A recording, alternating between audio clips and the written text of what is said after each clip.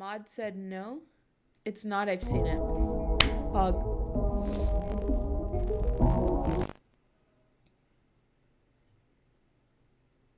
Not everything on YouTube is safe. For example, twerking videos.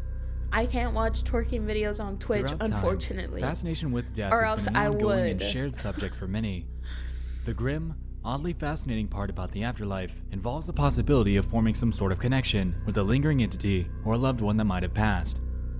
Oftentimes, either to satisfy this curiosity or to cope with loss, people will attempt to contact the dead by either visiting their gravesite or, in more extreme cases, by using certain communication devices such as a Ouija board or some sort of radio. By this point in time, as we all know, these definitely provide heavily mixed results, depending on who you are. Oh my gosh, I need water! What about those that take this fascination too far? Historically, we've had a few very infamous names pop up about certain people keeping dead bodies for themselves. Such was the case with Carl Tanzler, the necrophile that kept a deceased and mummified 22-year-old in his home to live with him for over 7 years. This case is crazy in and of itself, but it's been covered time and time again. Okay, I'm getting full physical cringe right now.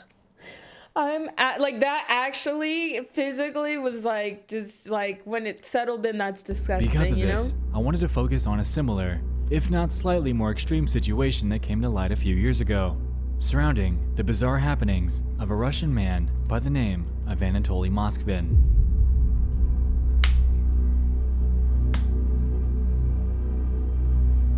Wait for the toilet paper roll thing? Moskvin is a 52-year-old that, back in the mid to late 2000s, was regarded a genius by many. He was a historian who authored various scientific papers and acquired the knowledge of upwards of 13 different languages. Many of his peers and family saw him as a quiet, ordinary person with no real cause for concern regarding his behavior. The thing is, though, he had this unforgiving obsession with the afterlife, and the scientific papers and magazine publications that he would provide over the years would actually come to assist in explaining the secret and deeply outlandish behavior that he was committing right under everyone's nose. You see, Moskvin was a very disturbing character. In late 2011, he had single-handedly thrown Russian police and media into a whirlwind down one of the darkest and most bizarre criminal cases in the country's history.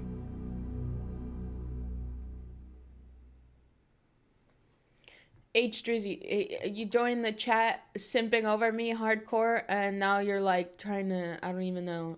What are you doing? It's cringe, bro. Move on. Come on, bro. Whole squad Backing up is to not 1966, Anatoly was born in Nizhny, Novgorod, Russia, to his parents by the names of Yuri Fedorovich and Elvira Alexandrovna. I think looking like According the people to his from parents, The Grinch is cute he was as fuck. very socially awkward and had pretty intense difficulty making friends. On the flip side of this, he was extremely smart, and his parents simply chalked up his awkwardness to his intelligence, not thinking much of it. Young Anatoly had a childhood that was far from conventional, though. According to an account by him, for example, one day in the 3rd grade, he had returned home from school completely covered in bruises.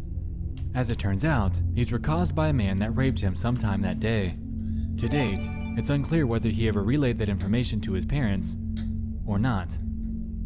Totally, thank you for the This was far from the first odd instance that played out in his youth.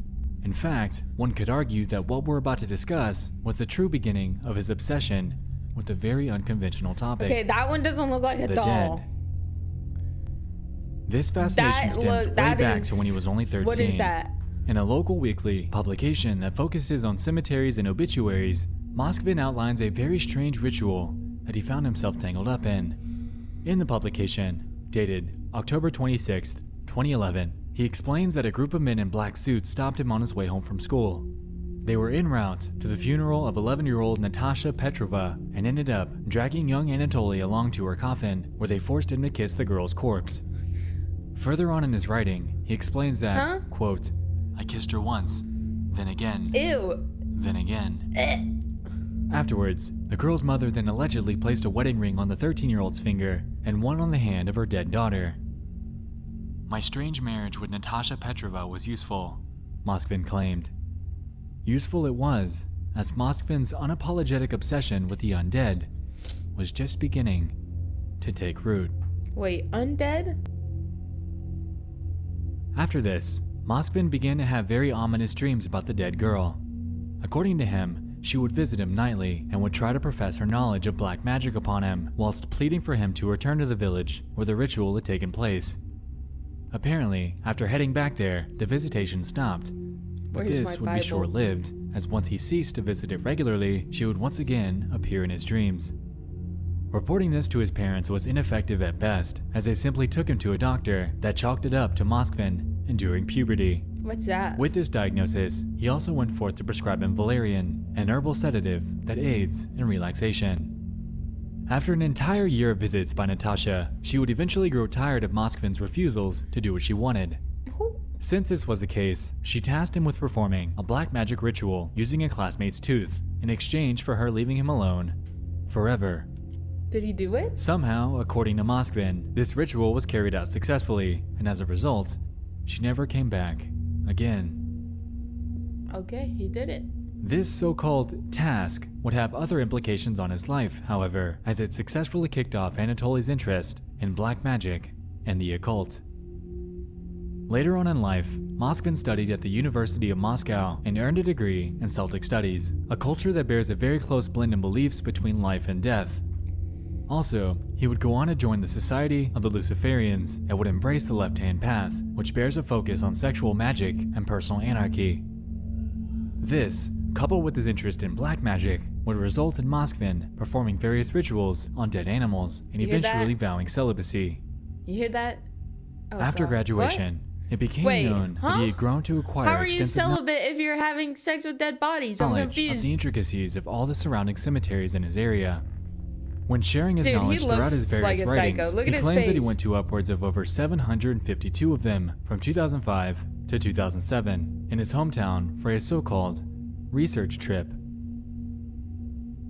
Assisted by a well-known historian named Oleg Ryabov, the two began their trek across the region to document cemeteries and to unearth local history along the way.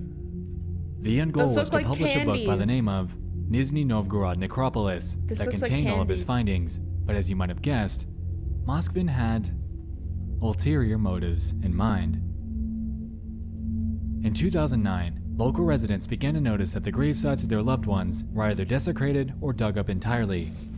This eventually led to a 2-year-long investigation into these occurrences that seemed to lead nowhere at all. In 2011, an anti-Muslim terror attack would unfold at the airport in Moscow, and very shortly afterwards, authorities caught wind of some Muslim gravesites that were allegedly being dug up and vandalized. After going to investigate that for a potential terror suspect, Moskvin would quickly jump to act like he was simply painting over some gravestones. But he was, in turn, promptly arrested, caught red-handed in the act of vandalism. Shortly afterwards, police would then launch an investigation into these bizarre acts by Moskvin, and the first place of interest to search was his living quarters. Fully expecting Moskvin to be an extremist, they were anticipating the discovery of various anti-Muslim propaganda to litter his living quarters. What they would find in reality, That's however, him? Ugh. would leave police completely baffled. The raid, which took place in an apartment that he actually shared with his parents, ended up leading to the discovery of 29 life-size dolls. Oh, I thought they were gonna say bodies. Notified. Thank you for the prime Russian sub. police have Ay, ay, released ay. this video they shot in what can be described as a house of horrors. They say those aren't dolls strewn about the apartment, but actual remains of people a historian had dug up and dressed in women's clothing and What? then put on display. The figures, What? heavily representing antique dolls, wore various types of clothing. Apparently, Moskvin dressed all of these up in makeup, even going as far as to place buttons or various circular objects in their eye sockets to give them a more lifelike appearance. Well, okay. The thing is, though, these weren't simply dolls. Rather, these were all created with the dead corpses of girls ranging in age from 3 to just 12 years old. Even more disturbing, when police began to move the bodies in this investigation, most of them would emit some sort of jingle, and it was later revealed that Moskvin stuffed each of the rib cages with music boxes so they could emit some sort of audible feedback when he interacted with them. Moskvin also allegedly kept track of their birthdays in his room and celebrated them when the time came. According to police, There were photographs and plaques. So what the guy is saying is that, okay, chat, sorry for YouTube or whoever's watching this, but chat, what they're saying is that those aren't like full bodies just sitting there. Bodies don't sit like that. Okay, this is not how it works. They're parts of bodies, and he put them in the body and other things like that. Okay, so what we're seeing is not the dead bodies or whatever. That's not whether those are actually in there, and some of them he has full-on bodies in there. We're not seeing that. They're just showing us the room. Taken off of gravestones, doll-making manuals, and maps of local cemeteries littering the apartment. Furthermore, the clothes that most of these dolls were wearing were the actual clothes in which they were buried. Moskvin later admitted that he achieved structural integrity of the corpses by wrapping their legs and arms with rags before okay, so I was about to say, I'm like, that one doesn't look like a doll. Okay, sorry, we'll skip those. We'll skip those. I was about to say, the other one that was sitting, the first one that they showed was not. But that one right there. Creating life-size dolls. I was getting a little suspicious. Regardless of the smell that he already meant. I skipped it. We saw these dolls, but we did not suspect there were dead bodies inside. We thought it was his hobby to make such big dolls, and we didn't see anything wrong. See? So most of them are dolls, and we can't see the bodies, if you understand what I'm saying. With it. His mother claimed But the one that in an we interview, just saw, I mean, we don't actually see the body. According to a neighbor, it's there would there, be a but we constantly see the putrid outside smell of it. that would emit from their apartment every time he passed by. However, he chalked it up to being a sewage problem below the building. Yes, the Not bodies are thinking much in of the it. doll. Okay, this one we're not looking at. He was diagnosed with schizophrenia I have to skip and has that. been in confinement ever since. It's been reported that Moskvin was repeatedly beaten by guards at this facility, and according to his mother, was also fed up to 15 pills per day, which kept him in a catatonic state. Since this was the case, a human rights lawyer by the name of Violetta Volkova was hired to represent Moskvin. Her end goal was to get him out of the mom just said that there was a stinky smell that she just didn't know what it was. this facility She and just into an she knew it independent smelled clinic in bad and that Moscow was for it. re-examination, expressing a primary distrust in the ward's doctors. This grueling legal fight ended up earning him a second hearing, and as of September of 2018, he was offered the opportunity to continue his psychiatric treatment at home, and alongside this, What? the ability to essentially walk free. What? As you might expect, though, Excuse this me, decision has sir? been met with pretty heavy controversy. Yes, I could imagine.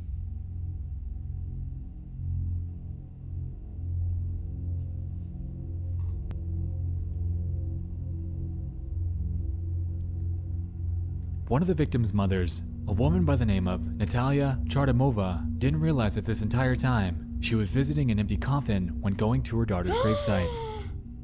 The corpse of her daughter, Olga, was one of the 29 girls that he dug up and kept locked up in his home. Apparently, she had been brutally murdered at age 10, and it's completely tragic to think about what this mother could have gone through during that. Coming to the realization that her daughter was taken from her not only once, but a second time infuriates her, and she's one of the very many that That's true. That's so unapologetically true. oppose the potential release of him. That is so sad. He needs to be kept under surveillance. This creature brought fear, terror, and panic into my life. Anatoly Moskvin is set to walk free from his psychiatric ward sometime this year. The order of his containment with the facility was set to expire last December, so his release comes in only a matter of time. While he might walk as a quote-unquote free man, his crimes will forever go down as some of the darkest and most bizarre in history. Yeah. The emotions that these parents are going through is completely inconceivable, and we can only hope that authorities keep a close eye on him for the remainder of his life, as he could very easily still possess the inner drive to continue with his disturbing antics.